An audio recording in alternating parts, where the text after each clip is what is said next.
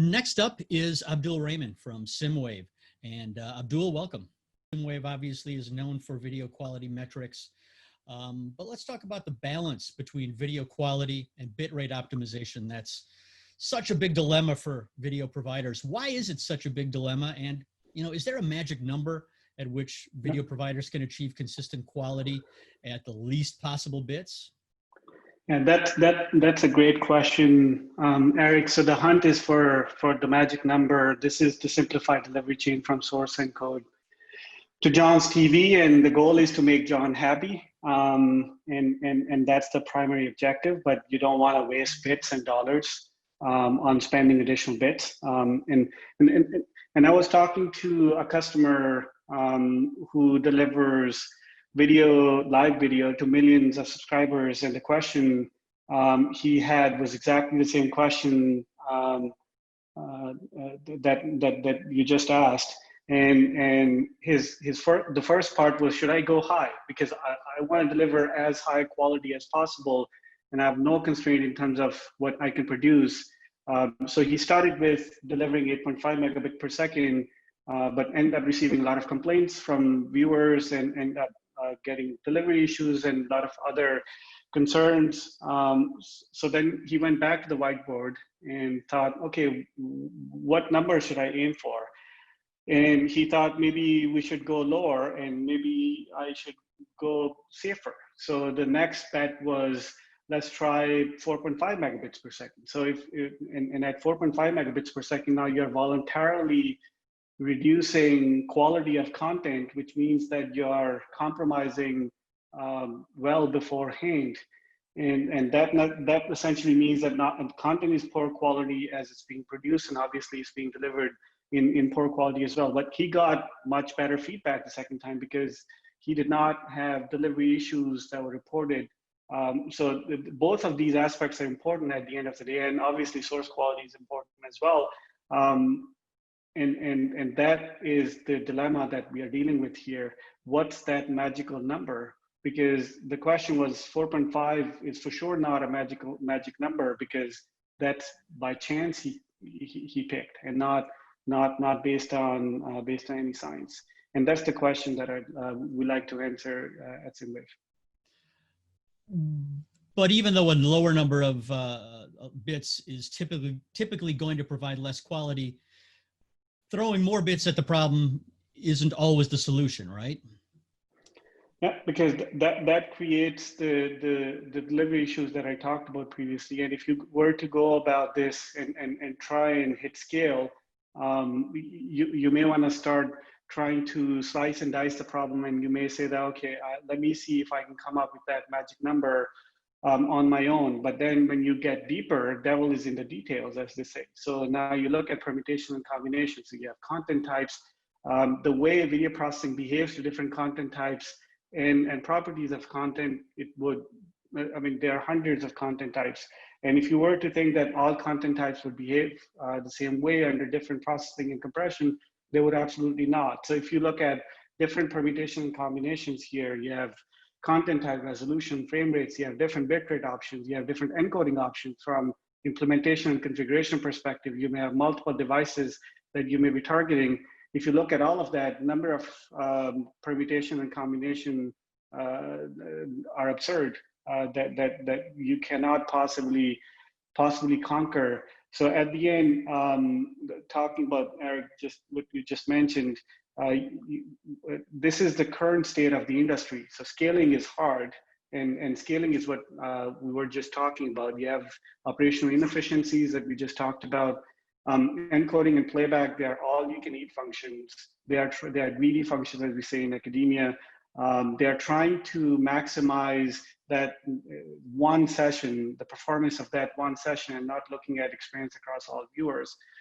So as a result of that, you get variation in experience. You have no control over your experience.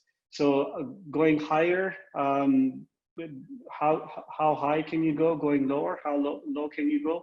It depends on. You need to have a systematic approach, and I would relate to what Gordon was just talking about. You need to measure, you need to automate, and then you would scale. And I think this is where I align with what Gordon was talking about. You need to have that understanding, that intelligence, then you would automate based on that intelligence, and then you would scale seamlessly. And this is what we have seen some of the biggest streaming companies out there in the industry using the same recipe. But on top of that, you need to be able to control experience at any point in the workflow. Ideally, you would like to drive need-based resource allocation instead of just throwing and hoping and thinking that these many bits would be enough. You need to be able to adapt based on device and network conditions. You need to answer this very important question: what's that contract between me and the viewer, and how viewer experience correlates with brand recognition and loyalty and viewer engagement. And then with all of that, you want to target a specific viewer experience instead of saying that, okay, it would be a guess or we would go for the best effort. So it comes back to the same question: what's that magic number? And that will not sink your ship. Right. One thing, obviously, that we've all paid attention to is the way that streaming numbers have skyrocketed since March because of the various degrees of stay-at-home and lockdowns due to the COVID-19 pandemic. How have you, what has your experience been with your customers in terms of them trying to reckon with trying to deliver the best quality they possibly can while competing for bandwidth? Yeah, so we have been providing our customers a platform that would help them make learning decisions. They for sure had to compromise on the bits that they could deliver. At the same time, they wanted to make sure that their viewers were satisfied with the service that they were providing. So we have a platform that literally is composed of eyes and brains. So we have the most accurate quality metric that's available on the planet based on 20 years of research that we have done. It allows you to understand your experience right from content creation to consumption in a correlated fashion. And there's the brain component that analyzes the intelligence that is gathered from all the different places in the delivery chain and then draws determined conclusions and actions for different components of a delivery chain. And this is what we started deploying with our customers. And the goal here is to help them define that target experience that they want to deliver and customize based on service, network, or viewer. So they don't have to spend additional bits in an effort to optimize cost. At the same time, they would not be delivering lower experience to avoid churn. So it's the balance, and it's that absolute balance is what we are providing our customers, and that's how they were able to tackle some of these challenges that have come up recently. This is a somewhat related question. Given that people are viewing more, obviously certain services are going to find themselves needing to scale more quickly than perhaps they thought they might. What issues arise when services start to scale without having the proper approach to quality in place?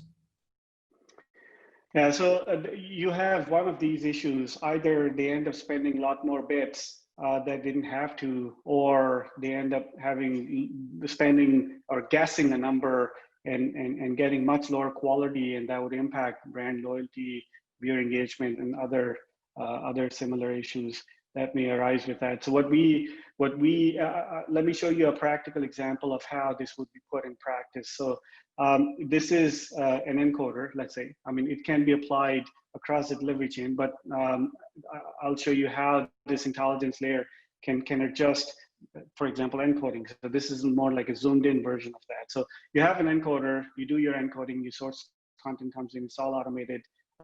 You have a specific configuration bitrate that you have decided, and then you have an EBR letter that is produced.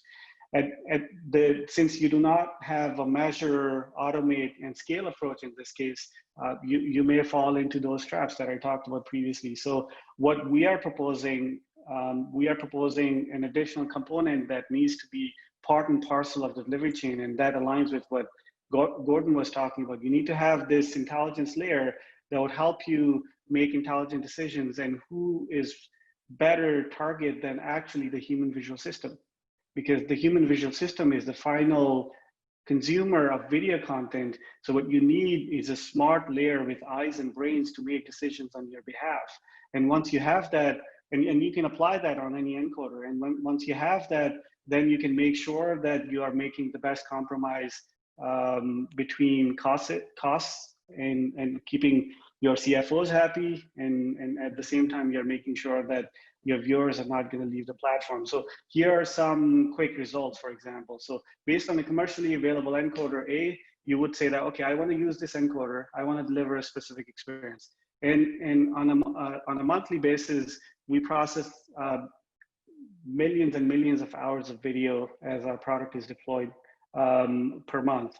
And based on that analysis, at the moment, nobody in this industry, nobody is delivering a SIM Plus or viewer experience of 90, and that correlates with how people would rate that video. So if you wanna deliver that experience and that's your target, you can still save 20%, and that sort of is the magic of the approach. Is you can still save 20% on the typical bitrates that are used out there by some of the most premium companies that aim for high experience.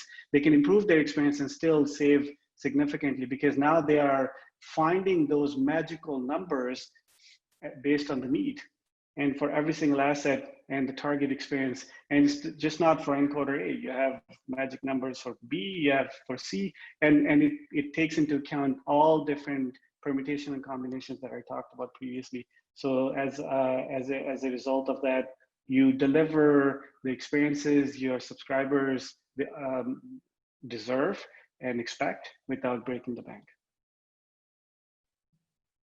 So how can providers make better decisions then regarding streaming video quality optimization? I think now is the time to use software-defined approaches. Like Gordon said, use the right intelligence to make automated decisions and scale based on that. And that's the recipe that I talked about.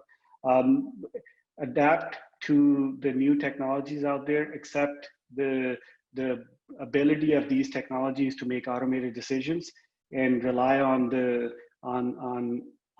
these technologies that can represent viewers in a very accurate fashion to innovate fast. Okay, great. And before we wrap up, any final words or tips to our viewers to help them thread that video quality bitrate optimization needle?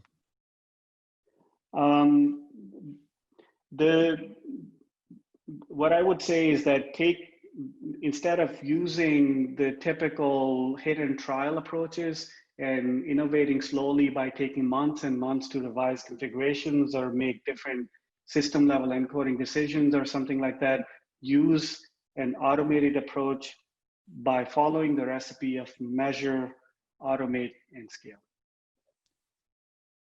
All right, great advice. Thank you so much, Abdul.